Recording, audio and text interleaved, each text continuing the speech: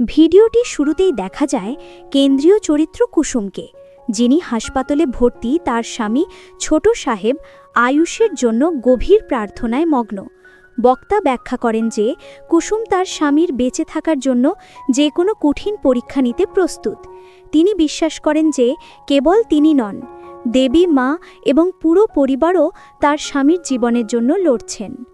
পর্বের একটি উল্লেখযোগ্য অংশ জুড়ে রয়েছে কুসুমের কঠিন ধর্মীয় ব্রত পালন। ভিডিওতে ব্যাখ্যা করা হয়েছে যে এই ব্রত প্রায় সম্পূর্ণ হতে চলেছে। এর জন্য কুসুমকে স্নান করে শুদ্ধ হতে হবে এবং দ্রুত হাসপাতালে ছুটে যেতে হবে। ব্রত সম্পন্ন করার জন্য শেষ ও গুরুত্বপূর্ণ ধাপটি হল একটি পবিত্র লাল সাদা চুড়ি বা নোয়া বাঁধন আয়ুষের শরীরে স্পর্শ করিয়ে তারপর কুসুমের নিজে সেটি পরিধান করা। হাসপাতালে পৌঁছে কুসুম তার শাশুড়ি দিদিমায়ের মুখোমুখি হন, যিনিও আয়ুষের সুস্থতার জন্য প্রার্থনা করছেন। ভিডিওতে ব্যাখ্যা করা হয়েছে দিদিমায়ের নিজের চরম ত্যাগের কথা, যেখানে তিনি তার ছেলের সুস্থতার জন্য সমস্ত কিছু ত্যাগ করে ভিক্ষা পর্যন্ত করেছেন। এই বিষয়টি কুসুমকে গভীরভাবে স্পর্শ করে এবং দিদিমা তাকে ব্রত সম্পন্ন করার জন্য উৎসাহিত করার পরে কুসুম এগিয়ে যান। উপস্থাপক এরপর দেখান যে ব্রত সম্পন্ন করার জন্য কুসুমকে কী ধরনের বাধার সম্মুখীন হতে হয়। যখন আয়ুষের মা তাকে প্রসাদী খাবার খাওয়াতে যান, তখন কুসুম প্রথমে সেই চুড়িটি আয়ুষের হাতে স্পর্শ করাতে পারেননি। তবে দৃঢ় সংকল্পের এক মুহূর্তে তিনি অত্যন্ত গোপনে চুড়িটি আয়ুষের আঙুলে ছুঁয়ে দিতে সক্ষম হন। এর কিছুক্ষণ পরই আয়ুষের শারীরিক অবস্থার একটি বড় উন্নতি দেখা যায়। উপস্থাপক এরপর দেখান যে পরিবারের একজন সদস্য লক্ষ্য করেন যে আয়ুষের আঙুল সামান্য নড়ছে। এই পজিটিভ লক্ষণটিকে তাৎক্ষণিকভাবে কুসুমের সফল ব্রতের ফল হিসেবে ধরে নেওয়া হয়।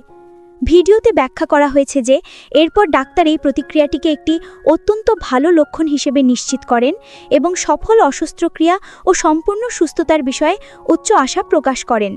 চিকিৎসকেরা মনে করেন যে আয়ুষ শীঘ্রই সুস্থ হয়ে বাড়ি ফিরতে পারবেন।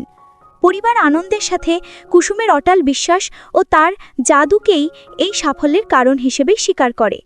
সংকট কাটিয়ে ওঠার পর গল্প কুসুমের পরিবারের মানসিক যাত্রার দিকে মোড় নেয়। বক্তা এমন একটি শান্ত মুহূর্তের বর্ণনা দেন যেখানে কুসুম ঈশ্বরের কাছে তার গভীরতম অনুভূতি স্বীকার করেন। তিনি আয়ুষের সাথে তার সম্পর্কের ক্রমবিকাশের কথা বলেন, যা একটি কাজের সম্পর্ক থেকে একটি সত্যিকারের আবেগীয় বন্ধনে পরিণত হয়েছে। ভিডিওতে ব্যাখ্যা করা হয়েছে যে রাতুল নামে অন্য একটি চরিত্রের সাথে পূর্বের আলোচনা তাকে বুঝতে সাহায্য করে যে তিনি অজান্তেই ছোট সাহেবকে ভালোবেসে ফেলেন এবং তার উপস্থিতি কিভাবে কুসুমের পুরো পৃথিবী বদলে দেয়। অবশেষে আয়ুষ আনন্দে বাড়িতে ফেরেন। উপস্থাপক এরপর দেখান যে আয়ুষের মা তাকে কুসুমের কঠিন ব্রত পালনের কথা জানান, যার মধ্যে ভিক্ষা করাও অন্তর্ভুক্ত ছিল। যখন পরিবারের অন্য সদস্য ময়না কুসুমের এই আত্মত্যাগ নিয়ে সন্দেহ প্রকাশ করেন, তখন আয়ুষের মা সেই সমালোচনা সঙ্গে সঙ্গে খারিজ করে দেন। বক্তা এই বলে উপসংহার টানেন যে আয়ুষের মা কুসুমকে ব্যক্তিগত নার্স ও তত্ত্বাবধায়কের দায়িত্ব দিয়ে তার উপর গভীর আস্থা প্রকাশ করেন, যা প্রমাণ করে যে কুসুম তাকে ফিরিয়ে এনেছে, সেই তাকে সুস্থ করে তোলার যোগ্য। ভিডিও শেষ অংশে কুসুমের নিবেদিত সেবা ও সহায়তায় আয়ুষের ধীর কিন্তু নিশ্চিত শারীরিক সুস্থতার উপর মনোযোগ দেওয়া হয়েছে। বক্তা একটি কৃতজ্ঞতার মুহূর্তের বর্ণনা দেন যেখানে আয়ুষ কুসুমকে তার সমস্ত কিছুর জন্য ধন্যবাদ জানান। পর্বটি সমাপ্তি ঘটে কুসুমের একটি নীরব ব্যক্তিগত সংকল্পের মাধ্যমে, যেখানে তিনি প্রতিজ্ঞা করেন যে তিনি আর কখনো তার বিবাহের প্রতীক পবিত্র চুড়ি বা সিঁদুর মুছবেন না বা খুলবেন না, যা আয়ুষের স্ত্রী হিসেবে তার ভূমিকা এবং জীবনসঙ্গী হিসেবে তার স্থায়ী গ্রহণযোগ্যতাকে প্রতিকায়িত করে।